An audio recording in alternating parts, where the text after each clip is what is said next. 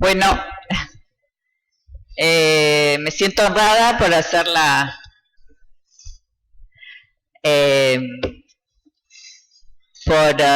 tener las palabras de cierre a estas jornadas de homenaje a Jorge, que van a ser realizadas por José Carlos Chiaramonte, quien no necesita presentación, pero es el miembro número 1 de la comisión organizadora, nuestro ilustre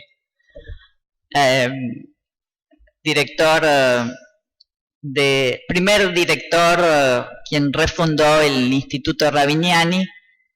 Y recuerdo que cuando le hicimos el homenaje a él hace unos años, pocos, no muchos, hicimos el cierre con Jorge, y Jorge estaba acá presente. Los dos lo acompañábamos y bueno, y quiero que pensemos, que imaginemos que hoy Jorge está también presente, a la distancia, pero presente. Así que doy la palabra a José Carlos. Bueno, buenas tardes, noches. Noemí me ha combinado a no hablar más de 5 minutos. Yo logré multiplicarlo por 2, quizás en el fondo lo haga por 3. Espero que luego de larga jornada de trabajo y con el apetito empezando a crecer, sean un poco pacientes, dado que me siento honrado, he sido honrado con esta misión. No voy a agradecer a nadie que me la hayan dado porque soy miembro del comité que organiza esto, de manera que agradecerme a mí mismo no correspondería. La verdad es que yo debía haber hablado en la inauguración de la jornada, pero la asunción por Noemí de la dirección del instituto hizo que cambiaran las cosas. Y para hacer una conferencia de conclusión como debe haber sido, ya no había tiempo. Voy a hacer entonces 2 cosas breves que voy a leer. Utilizar algo que ya mencioné en un homenaje anterior. Poseo un archivo de unas 15 cartas de Jorge desde España, que son riquísimas para problemas de todo de orden teórico, personales, hasta para chismes, de los cuales no voy a leer nada, aviso, y que pienso donar al archivo del instituto. Porque, voy a leerlo mejor antes para no olvidarme de nada. Cerramos ahora estos 2 días de trabajo que hemos encarado como un tributo a la memoria de quien fuera no solo director de este instituto, sino un destacado historiador latinoamericanista. En ellos, los distintos participantes, ya fuese como ponentes o comentaristas, han alternado sus aportes académicos con expresiones de afecto personal que el público ha compartido.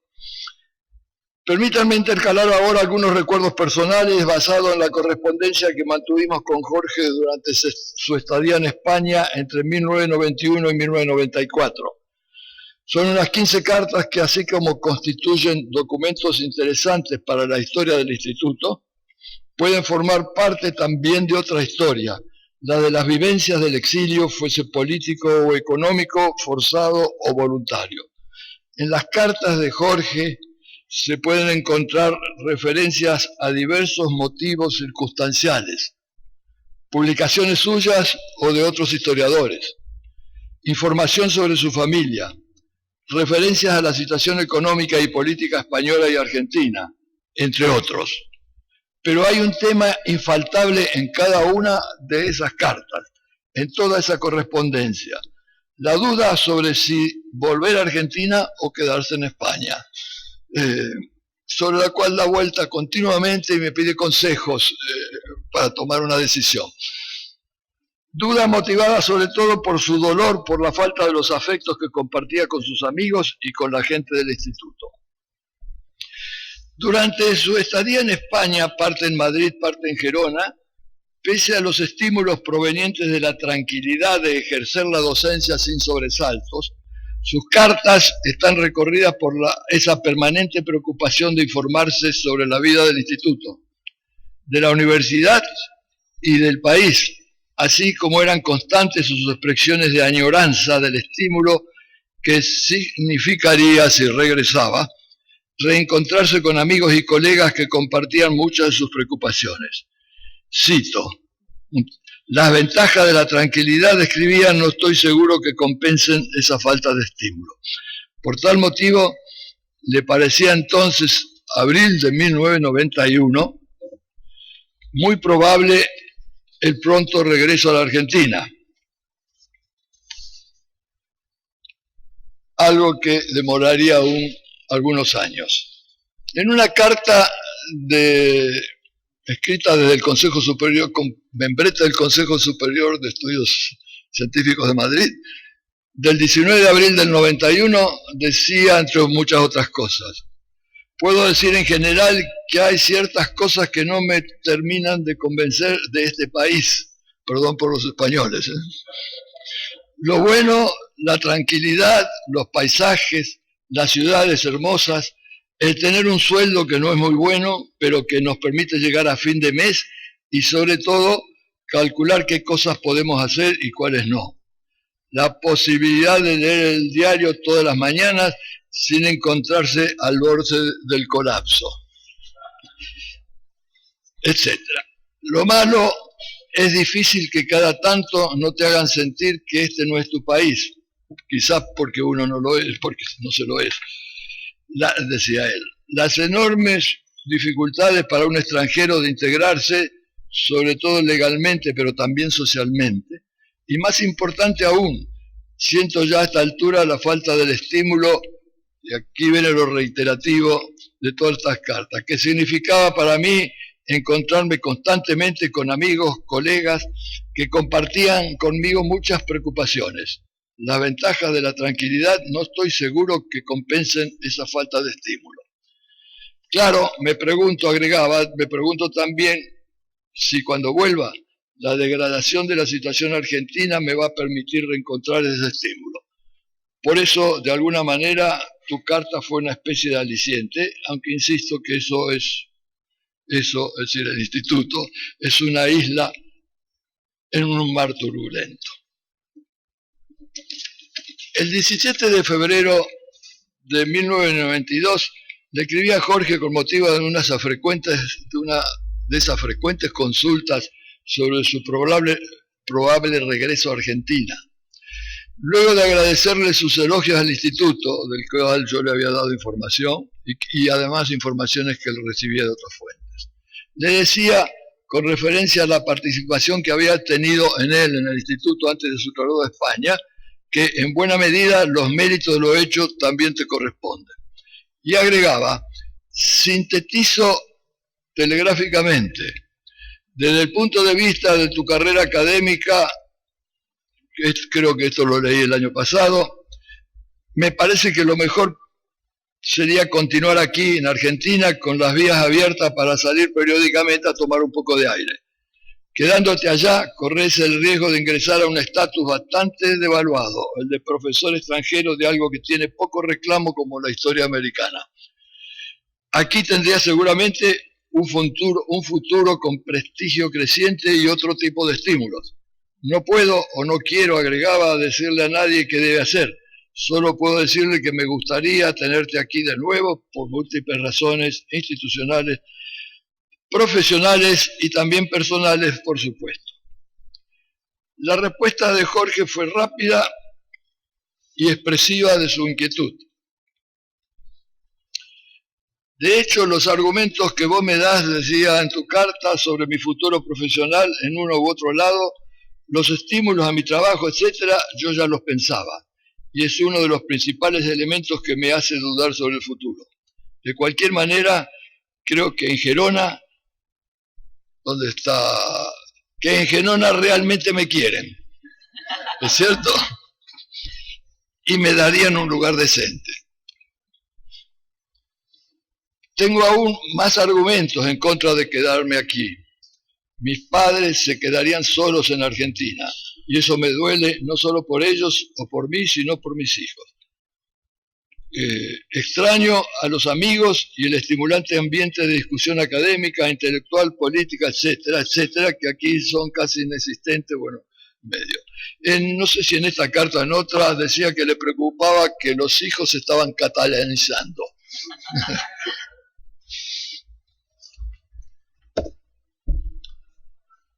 Las dudas de Jorge se debían también en parte a los inciertos de la situación política y económica de Argentina. Son pocas las noticias que me llegan de allí, y me escribía en agosto del 91, y las que me trajo Enrique Tandeter me dio una imagen bastante negra de las cosas, lo que a decir verdad no me sorprendió, ya que era la que yo tenía al salir hacía ya casi un año. Era esto algo en lo que no podía yo engañarlo. Por ejemplo, en un párrafo de una carta mía anterior a esta que acabo de citar, una carta del 1 de abril del 91, y luego de reseñarle algunas facetas de la situación de la universidad, le decía, atención, es una carta de 1991, le decía, y cito textualmente, que el resto del país ya lo conoces, sigue en plena normalidad, es decir, cada vez peor, variante argentina de la normalidad.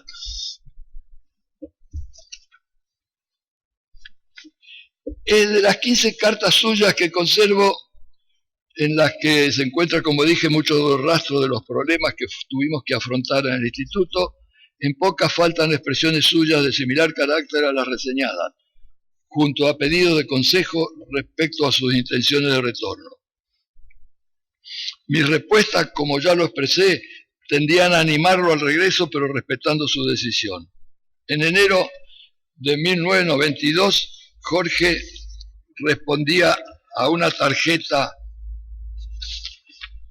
de fin de año que le habían enviado la gente del instituto. Esta no es una respuesta a mí, sino a la gente del instituto. Queridos amigos, no saben cuánta alegría me causó recibir la tarjeta de fin de año de ustedes. Realmente son las cosas que las cosas como esta, tener amigos como ustedes, lo que me hace tener una gran nostalgia de la Argentina. Perdón, esto está escrito en manuscrito, y Jorge, mi letra es mala, pero Jorge competía muy bien conmigo. Y dudar fuertemente en quedarse aquí o volver. Las noticias que recibo de la Argentina no son muy alentadoras. Sin embargo, añoro trabajar en un medio como el Ravignani, que poco puede aparecer como una excepción, que un poco puede aparecer como una excepción gracias a la gente que está adentro. Todavía no tengo nada decidido, pero pronto, febrero o marzo, tendré que hacerlo. Por supuesto, serán los primeros en enterarse del resultado. Todos los que pasan por aquí de Buenos Aires o me escriben, no dejan de hablar de lo que pasa en el instituto, de la actividad, de su prestigio, de su excepcionalidad en el medio académico argentino. Y en el mismo tono, en una carta de enero del 92, en la que se refería positivamente a la oferta de trabajo en Gerona, agregaba que no sabía aún qué decisión tomar porque pese a lo atractivo de ese trabajo, me faltarán ustedes, las discusiones, la vitalidad de ese medio, los amigos. Finalmente, la decisión se produjo en 1994. En septiembre de ese año me escribía que después de mucho meditarlo y charlando con María Teresa, decidimos volver a la Argentina porque no nos vemos envejeciendo en estos pagos y teníamos ganas de volver a hacer cosas más interesantes. Creo que me salté de una carta de marzo del 92, decía, por lo demás, cuando estaba en Madrid todavía, seguimos funcionando como si nada ocurriera. María Teresa tiene 2 trabajos con los cuales, por ahí anda, con los cuales está bastante contenta, y yo sigo en el intento de terminar de escribir el libro sobre la banda oriental. Supongo que sería el comienzo de la exitosa carrera de María Teresa como promotora de eventos culturales, que todavía continúa. Que por lo menos recuerdo que sí lo hizo en Gerona.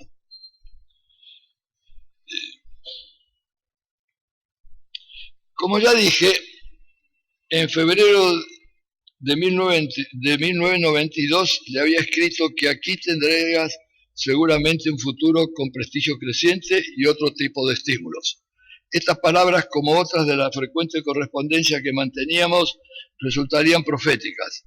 Al regresar a Argentina, la carrera académica de Jorge fue adquiriendo el prestigio que esta reunión refleja. Pero hay un aspecto de su carrera que, como lo explicaba en otro homenaje realizado el año pasado, debe ponerse de relieve en esta reunión realizada en el Instituto Ravignani y que ha sido destacado en varias de las intervenciones que escuchamos en la reunión inaugural de ayer.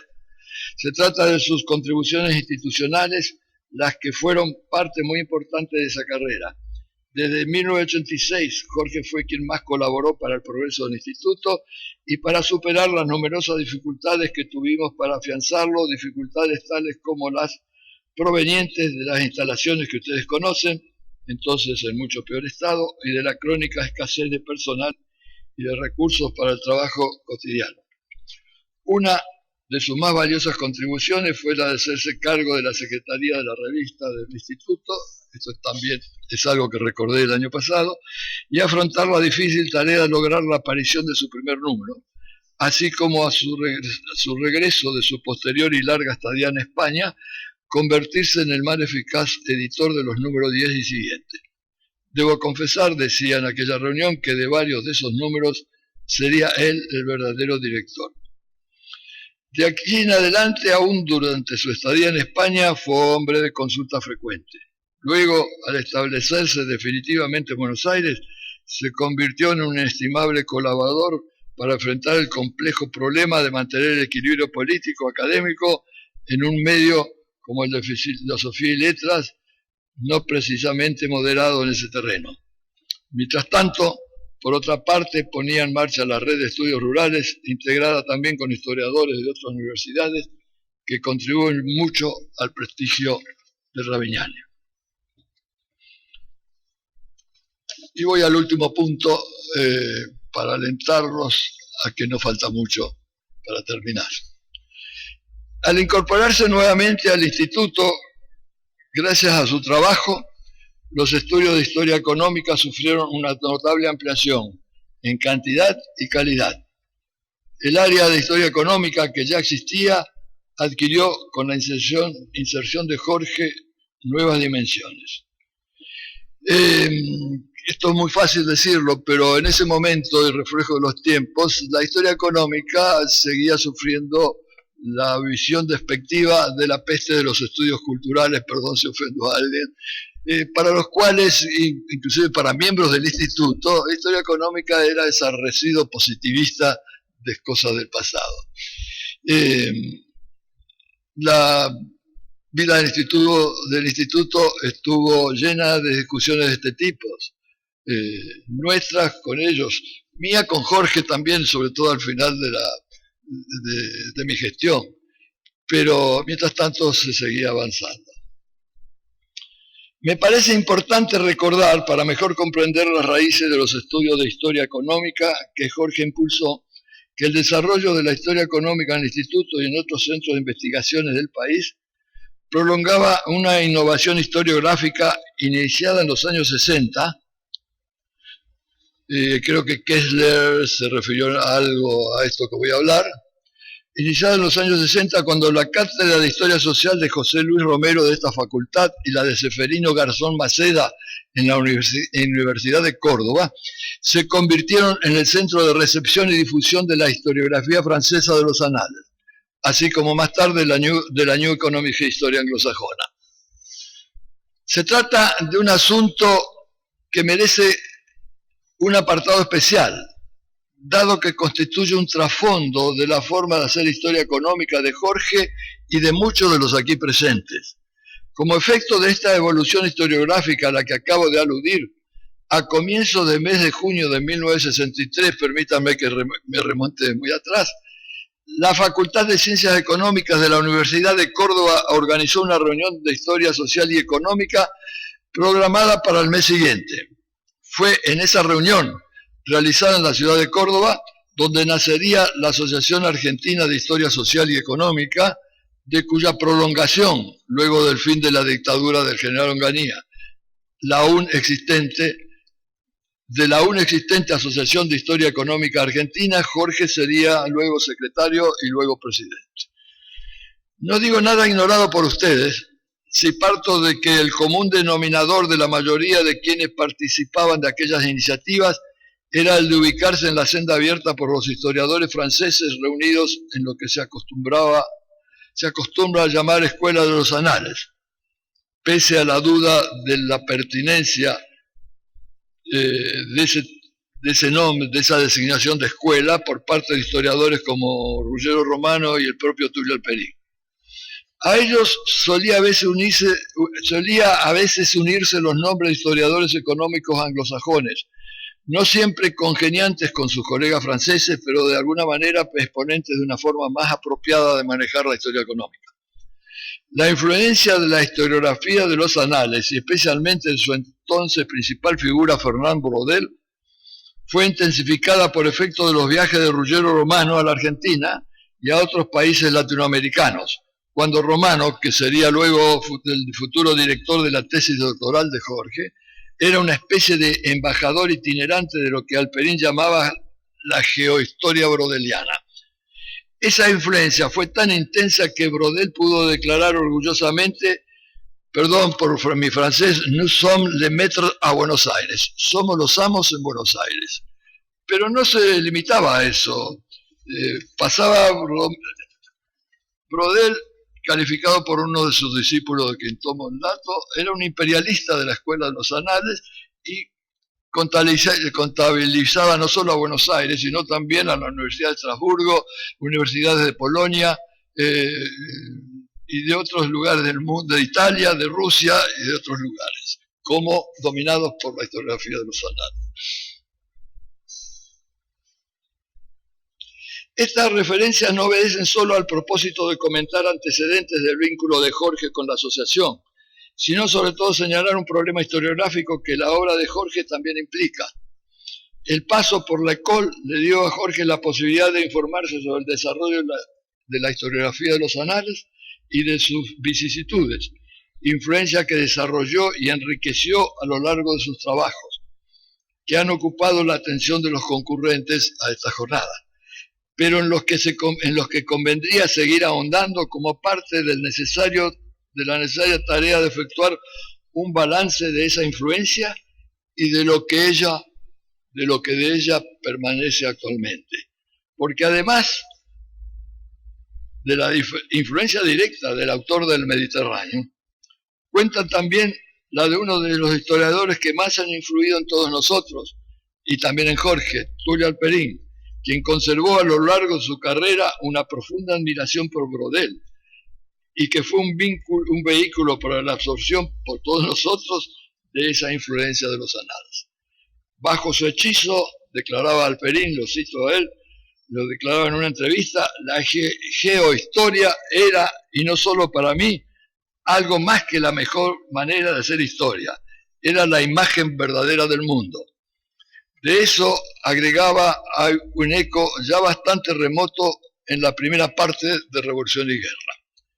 Creo que este es un programa de trabajo que constituiría un buen fruto del homenaje a quien pasó por ambas influencias, la de la École y la de Alperín. Sobre todo porque la influencia de los anales incluía otra cosa, lo que Braudel llamaba el voir grand, el ver en grande, que lo definía un poco de forma bastante compleja, pero que era como, para Alperín, cómo subsanar la deficiencia de la tercera parte del Mediterráneo, la historia política, la deficiencia del libro de Braudel, señalado por muchos otros historiadores, y cómo entonces poder insertar la historia política en la historia económica y la historia social. Bueno, no agregaría nada más, pero voy a hacer una chiquilinada. Siempre me causa risa que mucha gente quiera vestir bien un discurso citando, el lugar común de citarlo a Borges, pobre viejo. Pero resulta que hoy lo voy a hacer, porque cada vez que estoy en una reunión, como esta, en el momento de la despedida, me vienen a la memoria 4 líneas de un largo poema que se llama Límites. Si para todo hay límite y hay tasa, y nunca más y olvido, ¿quién nos dirá de quién en esta casa, sin saberlo, nos hemos despedido? Espero que sea hasta pronto.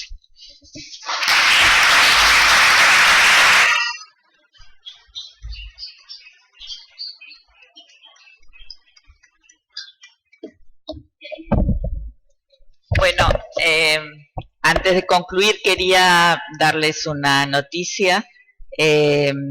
María Teresa y sus hijos han donado a la biblioteca del Instituto Ravignani toda la biblioteca de Jorge Gelman.